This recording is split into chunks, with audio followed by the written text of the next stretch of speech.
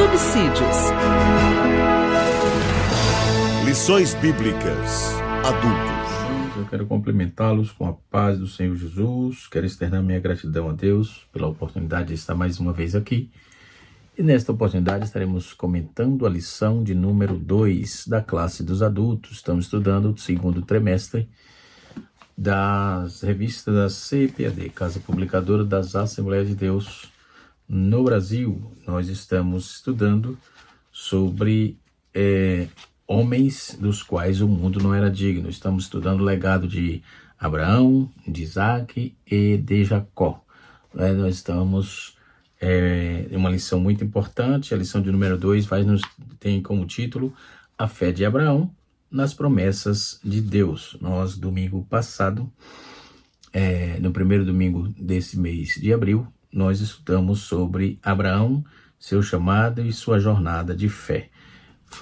É um assunto importante, onde vamos observar que o contexto geral desta lição é fé, né? A palavra-chave dessa lição aí, de hoje, segunda lição, é fé, né? Podemos observar. Então, quando vamos trabalhar essa questão, nós vamos entender. Aliás, a palavra que o comentarista colocou aqui é promessas, né? Promessas. Então, dentro desse contexto, nós vamos estudar um pouco sobre a fé de Abraão, né, e a nossa fé, o que contextualiza, né, a fé de Abraão com a nossa fé nos dias odiernos. Estamos vivendo momentos que muitas vezes confusos, não é? Então, nós vamos estudar um pouco sobre como nos portar diante de Deus e diante desses modismos que existem hoje e que, por que não dizer, ataca até a igreja, né? Elas realmente perpassam algumas coisas e a igreja precisa se prostrar diante de Deus e de sua palavra para que possamos manter firme o propósito que Deus fez e falou, e as promessas de Deus devem ser cumpridas, né? E ele só cumpre se obedecer. Deus tem compromisso com os obedientes. É bom que tenhamos isso em mente, não é? Então, quando vamos trabalhar sobre a promessa, nós vamos observar destaques importantes, né? Que Deus estabeleceu para o seu povo, para aquilo que ele prometeu, né?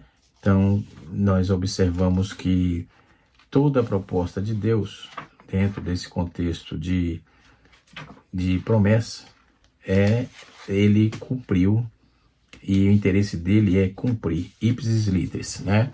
Então, vamos consertar um pouco sobre promessas e depois estaremos adentrando na lição. Promessas, que é a palavra-chave desta lição no dia de hoje, tá certo? Essa lição estudaremos no próximo dia 12, domingo, né? No próximo domingo, as palavras sobre essa questão, né? Então, a palavra promessa, ela vem do latim, que é promera, propara, no caso, ou mittere, que é enviar. Uma promessa é algo que uma pessoa ou situação projeta como certa ou como é possível, né? Então, é uma garantia de que é dada, de que alguém fará ou dará algo, ou que as circunstâncias proverão algo de natureza positiva ou negativa. Então, uma promessa é uma declaração referente ao futuro e diz: isto acontecerá, ou então tu receberás isto, né? Então, dentro desse contexto, então, existe benefícios, esse benefício será teu. Então, uma promessa é uma espécie de encontro com o futuro, né? E podemos observar isso em larga escala quando Deus estabelece a promessa ao seu povo. Uma promessa é uma espécie de encontro, né? Usualmente envolve uma situação onde um doador outorga algo ao recebedor, né? Então, uma promessa pode envolver um ato tensionado, que haverá de alterar alguma situação ou prover algo de interesse para o beneficiário, não é? Aquele beneficiário da promessa. Na Bíblia Sagrada, muitas promessas estão alicerçadas, né, sobre pactos que garantem resultados positivos, embora algumas vezes tais promessas dependem da responsabilidade que precisam a ser cumprida, pois elas tornam condições, não é? Tornam condições. Ou seja, a palavra hebraica aqui para promessa é dabar, né? Que é falar, o termo, por mais 800, tratado o termo por mais de 800 vezes no Antigo Testamento, não é? Nós vamos ouvir dabar ou promessa mais de 800 vezes, não é?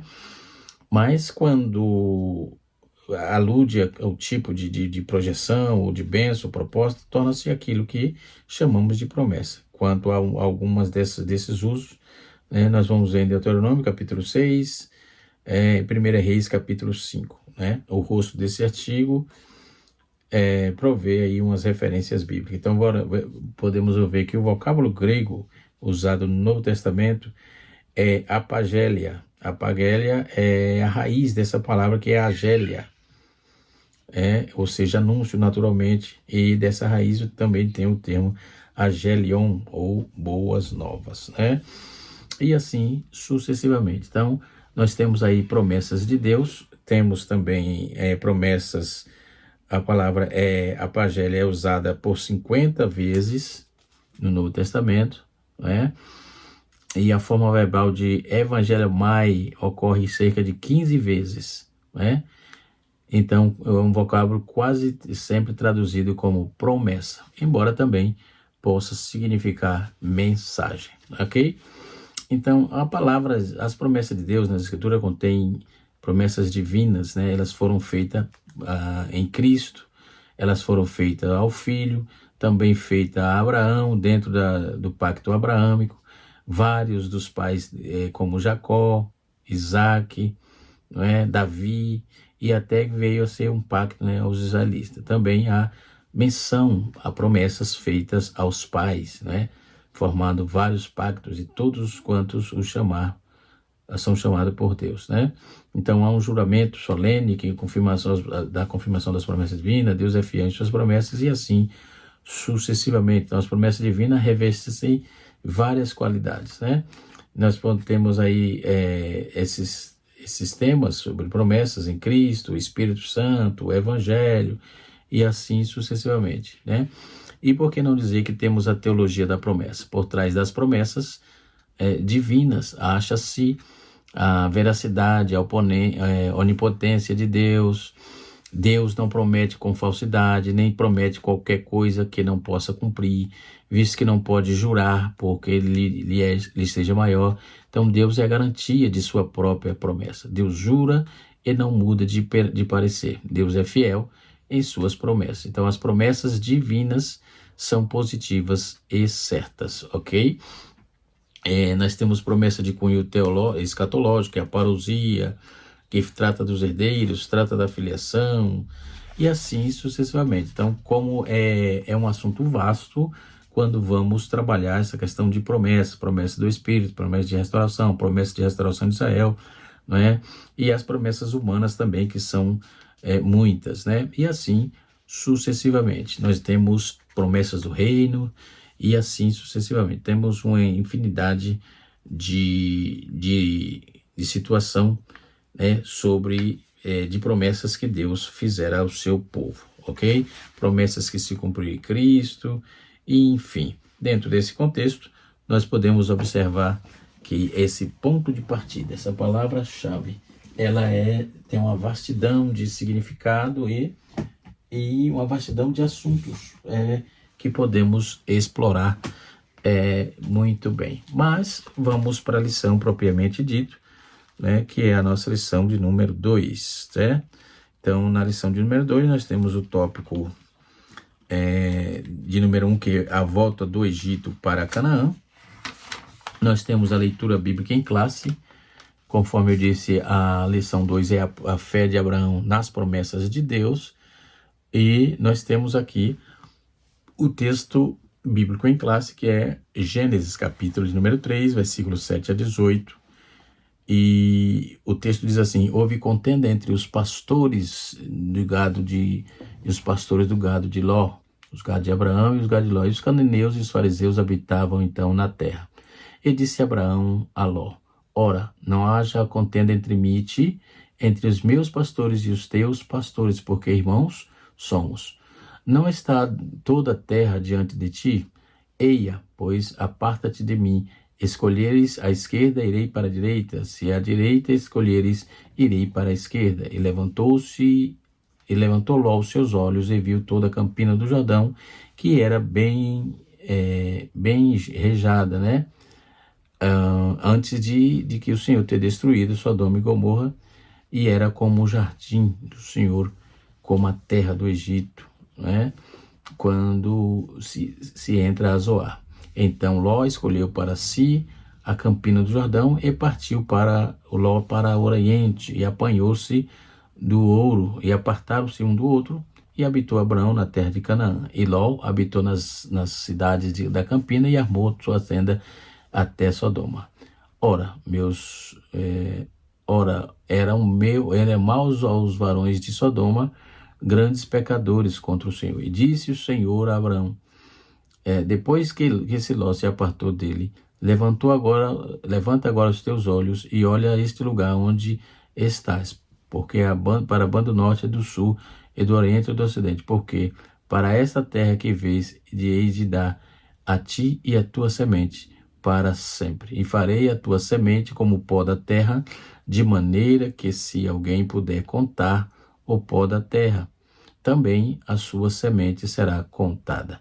Ou seja, se conseguir contar os grãos da terra, vai ser contada as descendências de Abraão. Então levanta-te e percorre até essa terra no seu comprimento e na sua largura, porque a ti darei. E Abraão armou as suas tendas e veio, habitou nos cavalhares de Maré, onde estão junto a Hebrom, e edificou ali um altar ao Senhor. Outra palavra interessante, que é essa questão do altar, tá certo? No tópico de número 1, nós temos a chamada assim, a volta de Abraão, Abraão volta do Egito para Canaã. Aí a contenda, nós já lemos sobre isso, não é?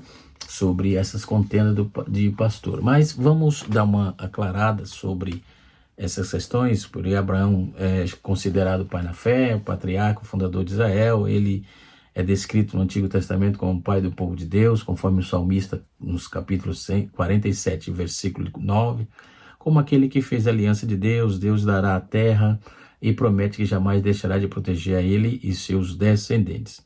Então, referir-se à descendência de Deus, diz, em ti serão benditas todas as nações. E Abraão, como nós sabemos, era natural de Ur, dos caldeus, hoje pertence ao Iraque, um lugar que quase 3.000 anos atrás era um próspero e uma civilização avançada, que havia desenvolvimento agrícola, matemática, medicina, comparável com a civilização egípcia. Ur tinha um sistema de canais que garantia a agricultura. Todo esse conhecimento era garantia de riqueza. A vida em Ur era melhor do que os outros lugares no mundo. No entanto, o pai de Abraão, chamado Tera, abandona Ur e vai para as areias quentes do deserto de Harã, na região de Harã.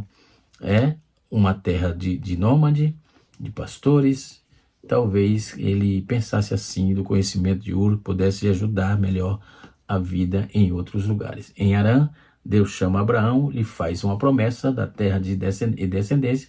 Deus desafia Abraão aos 75 anos para um novo projeto de vida. Ele vai, aceita os desafios de maneira impulsiva e mais comum aos dos jovens e dos velhos. Mas Abraão mostra que as pessoas assumem novos projetos, novos desafios na vida, continua sendo uma pessoa que mantém dentro de si o espírito da juventude. No entanto, o tempo foi passando, Abraão sente cada dia mais a idade pesa, então suas forças se esvaem e passaram-se quase 20 anos, desde que Abraão saiu de Harã. E seu conhecimento aprendido em Ur, a bênção de Deus havia feito dele uma pessoa de muito bem, Mas como já há mais de 90 anos, Abraão já não vê como poderia cumprir essa promessa de Deus, Então Abraão seria o pai de uma grande nação. Desta maneira, Abraão começa a sentir dor de suas feridas internas, e cada uma ficava mais profunda. De que adiantava o seu êxito, os bens e terras, se ele não tinha o que deixar, deixar tudo isso? O que está angustiando o velho Abraão era aquela promessa de Deus que ele parece que foi esquecida. Então trouxe um texto que ouvimos falar então do ritual, do sacrifício dos animais, né? Que acabaram dando a Abraão a certeza de que as promessas de Deus continuavam válidas, né? Então não vamos entrar em detalhes sobre essa origem do ritual. O mais importante é que para hoje o que aprendemos com a experiência de Abraão é que ninguém é imune a dúvidas, incertezas e medo, né?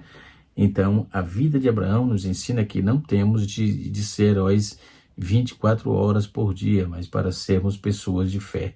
Também, uma pessoa de fé pode perder o ânimo e ficar apavorada com o seu futuro. Às vezes, a vida nos deixa em encruzilhada, né?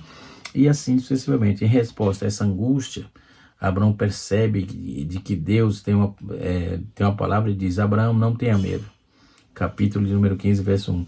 Essa é a palavra que Deus vai repetindo para todas as pessoas que seguem diante dos séculos vindouros. Não tenha medo, né? Conforme está no capítulo 41, versículo de número 8, 9 e 10 de Isaías, né? Então, Deus sabe que a fé nele vai sendo construída aos poucos dentro das pessoas, né? Principalmente quando enfrentamos nossos medos, nossas incertezas, nossas dúvidas. Então, as situações difíceis da vida fortalecem ou matam a nossa fé. Quem se deixa levar pela metade esse vai perdendo a fé. Sem fé em Deus, a vida se torna de cada vez mais desesperadora, né? Todos nós passamos por frustrações, por decepções em nossa vida. Todos nós, sem exceção, não é? Mas pessoas que vão perdendo a fé, mas também se tornando pessoas incapazes de perdoar. As pessoas que perdem a fé em Deus geralmente não são pessoas impulsivas, mas elas vão se cultivando, sentindo ódio de vingança, e elas começam a planejar a sua vingança. Tudo é muito racional. A crueldade, aliás, cultivando o sentimento de ódio, de vingança, eles começam a planejar sua vingança. Tudo é muito racional. A crueldade vai aumentando dentro delas, né? E acabam realmente acreditando que ao matar outras pessoas, eles estão fazendo o bem à humanidade. Então, pessoas que cultivam a fé em Deus sabem que quando Deus diz a Abraão: não tenha medo, eu protegerei todos os perigos e darei uma grande recompensa, né? Isso não significa que os obstáculos pelo caminho, nós adoramos a Deus não pelo que Ele tornará, porque Ele tornará suave o seu caminho, mas porque Ele nos dará o amor constante e a sua graça que nos alimenta e nos dá confiança a prosseguirmos, tá certo? O texto bíblico mostra que Abraão está angustiado, inquieto, para saber como Deus pretende cumprir as promessas. Então Deus conduz Abraão para fora da tenda e para fora de suas preocupações, e os olhares para o alto. Então as estrelas comparam a descendência com a multidão de estrelas e o firmamento. Então o texto diz: então Abraão creu em Deus e isso lhe foi aceito, não é? Glória a Deus. Então, portanto, Abraão é chamado pai na fé, não por ter condutas sobre-humanas fantásticas, não. Ele foi um homem cheio de dúvidas, medos e até de erros. Ele destaca na história bíblica porque busca a Deus em meio às crises e recebê-lo orientação e promessas que possam sustentá-lo no dia a dia, né? Quando nós hoje escutamos falar sobre pessoas de fé, normalmente ouvimos falar de pessoas que não têm problemas familiares, não ficam desempregados, não ficam doentes, né? Se algo acontecer com elas, então ouvimos que eles sempre são pessoas que demonstram firmezas e que encaram dificuldades com uma provocação de fé, ou na fé. Enquanto isso, Deus nos pede a história de Abraão, nos apresenta, né? E vamos ver que teve tempos bons e outros tempos ruins, nem tanto bom, né? Então ele torna-se instrumento de Deus, não para ele ser poderoso, mas inquebrantável, não. É que a fé, a prova, né, de tudo. Abraão está no caminho de Deus, porque ele não esconde de Deus as suas fraquezas, suas dúvidas e suas necessidades e frustrações, certo? Isso o levava para estar bem próximo de Deus, ok? E nós podemos observar isso de forma que o nosso aprendizado dentro desse contexto é de fundamental importância, ok? Nós vamos trabalhar agora a questão da lição propriamente dita para entendermos todo o processo que Deus estabeleceu e prometeu ao patriarca Abraão, ok? Então vamos lá, vejamos, né? Então eu já trabalhei o primeiro tópico, agora nós estamos no tópico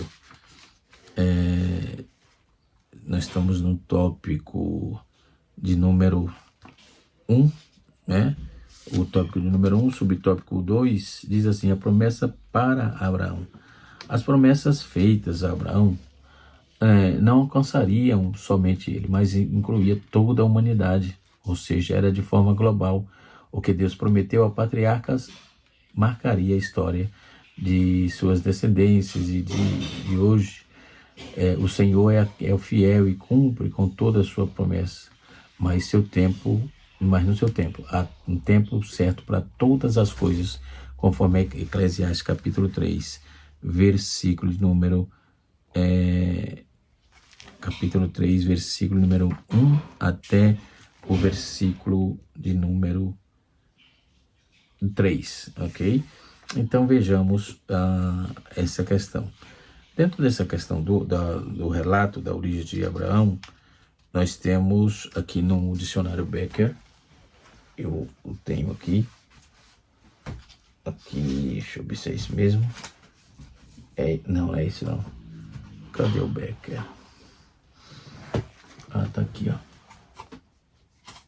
Tá aqui nesse montante, certo? Tem o dicionário Becker aqui.